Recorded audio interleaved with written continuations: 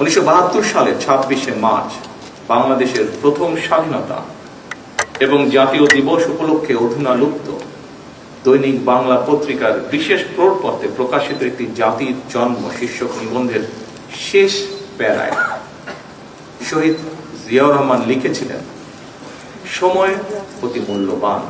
আমি ব্যাটালিয়নের officer, JCO আর জওয়ানদের ডাকলাম, তাদের উদ্দেশ্যে ভাষণ দিলাম। তারা সবাই জানত, আমি সংক্ষেপে সব বললাম এবং তাদের নির্দেশ দিলাম সশস্ত্র সংগ্রামে অবতীর্ণ হতে। তারা সর্বসম্মতিক্রমে হৃষ্টচিত্তে এই আদেশ মেনে নিল। আমি তাদের একটা সামরিক পরিকল্পনা দিলাম। তখন রাত 2:15, 26শে মার্চ 1971 সাল। রক্তের আখরে বাঙালির হৃদয় লেখা একটি দিন। বাংলাদেশের জনগণ চিরদিন স্মরণ রাখবে এই দিনটিকে, স্মরণ রাখবে ভালোবাসায়। এই দিনটিকে তারা কোনোদিন ভুলবে না, কোনো দিন না।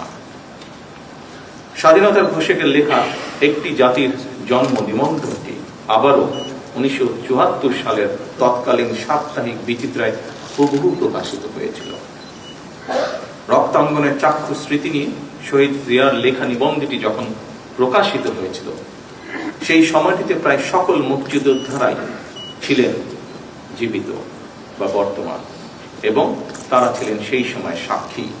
আমি মনে করি স্বাধীনতার ঘোষকের লেখা একটি জাতির জন্ম আমাদের স্বাধীনতা এবং মুক্তিযুদ্ধের ইতিহাসে এক অনন্য দলিল।